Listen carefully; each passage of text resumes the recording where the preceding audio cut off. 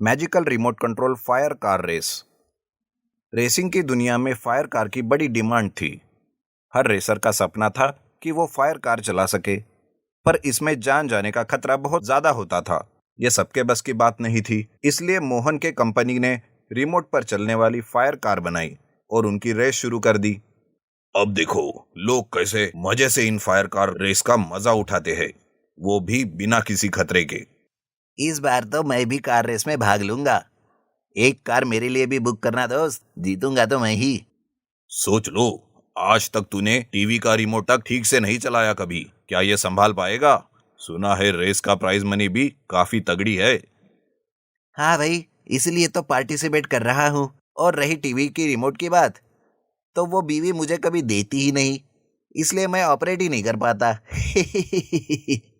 Race का दिन आ जाता है, सब रेसर अपनी अपनी फायर कार के रिमोट लेकर एक पवेलियन जैसे रूम में बैठ जाते हैं और काउंटडाउन पे रेस शुरू हो जाती है।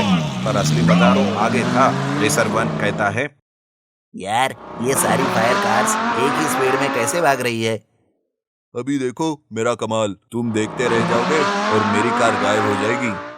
लगता है ये खुद की कार को लॉस्ट करवाने वाला है।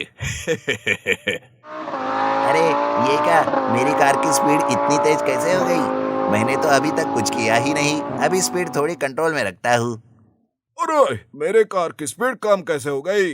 मैं तो स्पीड बढ़ा रहा हूँ। कहीं ये रिमोट उल्टा काम तो नहीं कर रहा है? क्या बकवास है ये? जो जिस फंक्शन का यूज अपनी रिमोट पे करता, किसी और की कार ही उस फंक्शन के हिसाब से चलती। कार 2 के रिमोट से स्पीड बढ़ाओ तो कार 1 की स्पीड बढ़ जाती। सब उल्टा पुल्टा हो जाता।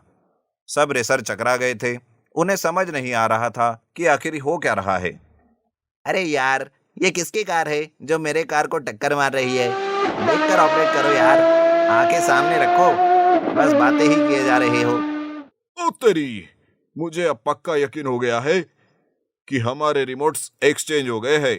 अब जल्दी से अपने अपने रिमोट वापस ले लो। अबे हट, अब तो उतना समय भी बचा नहीं। जो है उसमें ही काम चलाओ। जिस कार के रिमोट तुम्हारे हाथ में है उसी से काम चलाओ। पर प्राइज तो उसी को मिलेगा जिसकी कार जीतेगी। अब हमारी जीत एक दूसरे के हाथों में है। सब लोगों का सर घूम गया था। अब हर कोई जीतने के लिए नहीं, एक दूसरे को हराने के लिए रिमोट हाथ में लिए बैठा था। सब एक दूसरे को कोसे जा रहे थे। अचानक सारी फायर कार्स की स्पीड कम हो जाती है। इवेंट वालों को यह सब अजीब लगने लगा और उन्होंने इसकी छानबीन शुरू कर दी। तब उन्हें असलियत का पता चल गया। अब ऑडियंस का मजा खराब ना हो, इसलिए उन्होंने भी दिमाग लड़ाया। थैंक्स रेसर 2, ये बस तुम्हारी वजह से ही हो पाया। मैनेजर कहता है, हे रेसर्स, तुम लोगों की स्लो ड्राइविंग से हम सबको एक नया आइडिया मिला है। हमने रूल्स चेंज कर दिए हैं। अब जो भी ये रेस हारेगा, प्राइज मनी उसे ही मिलेगी। So keep going on. Manager की बात सुनते ही सब लोगों ने एक दूसरे की तरफ देखा और अचानक सारी फायर इंजन स्टार्ट हो गई और कार्स ने स्पीड पकड़ ली।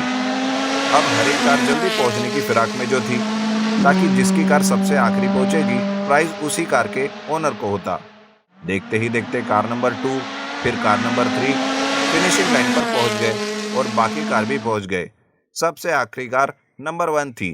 अब उसके ओनर को लगा कि प्राइज बस उसे ही मिलेगा। रेसर 1 कहता है, ओह यस, फाइनली मेरी कार लास्ट आई।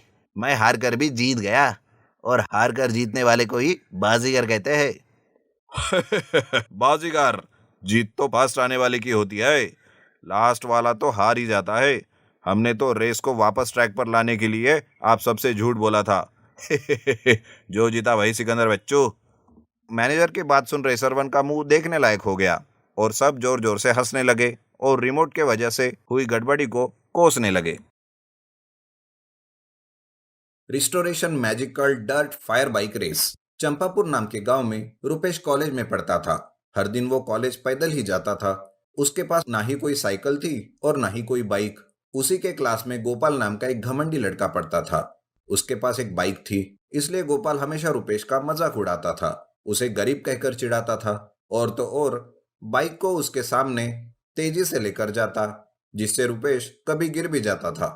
एक दिन रुपेश परेशान होकर अपने पापा से बात करता है। पापा, मुझे बाइक खरीद कर दो, वरना मैं कल से कॉलेज नहीं जाऊंगा। अरे, ऐसा क्या हो गया कि तुम्हें बाइक की जरूरत पड़ गई? पापा, वो गोपाल हमेशा मेरा मजाक उड़ाता है। मुझे बहुत परेशान करता रहता है। बेटा, तुम लोग कॉलेज में पढ़ने जाते हो या एक दूसरे का मजाक उड़ाने? अभी मेरे पास इतने पैसे नहीं है कि मैं तुम्हें बाइक खरीद कर दे सकूं। पापा की बात सुनकर रुपेश नाराज होता है और उदास मन से बैठा रहता है। बेटे को नाराज देख माँ कहती है, बेटा, नाराज मत हो। मैंने सब सुन लिया है। मेरे पास तुम्हारे नाना जी की एक पुरानी बाइक है। क्या कहा माँ? बाइक है? आपने अब तक क्यों नहीं बताया माँ? क्या तुम देखना चाहते हो? हाँ माँ। माँ रुपेश को लेकर नाना जी के घर जाती है। उसे नाना जी की बाइक दिखाती है। बाइक देख रुपेश बहुत खुश होता है। माँ कहती है, बेटा, तुम्हारे नाना जी एक बाइक रेसर थे, लेकिन एक बार रेस के दौरान उनका एक्सीडेंट हुआ और उनका वहीं पर देहांत हो गया। इसीलिए इस डर्ट बाइक को मनहूस समझकर छुपा कर रखा था। माँ, अब मैं नाना जी की डार्ट बाइक का इस्तेमाल करूंगा। और मानुस ऐसी कोई चीज नहीं होती। ये तो नाना जी का आशीर्वाद है। मेरे दोस्त के पिताजी का एक गैरेज है।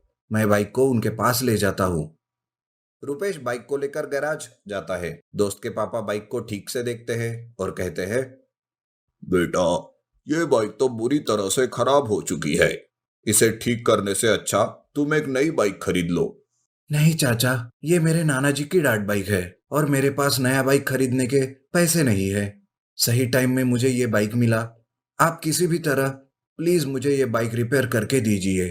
ठीक है बेटा, मैं इसे रिस्टोरेशन करने की कोशिश करता हूँ। तुम चिंता मत करो। चाचा जी बाइक को रिस्टोर करके देते हैं और बाइक एकदम नई जैसे दिखती है। रिस्टोरेशन के बाद उस बाइक में कुछ शक्तियां आ जाती है। 2 दिन बाद जब रुपेश वो बाइक देखता है तो उसकी आंखें खुली की खुली रह जाती है। बाइक को लेकर रुपेश कॉलेज जाता है। रुपेश की बाइक देखने सभी उसके पास आते हैं और बहुत तारीफ करते हैं।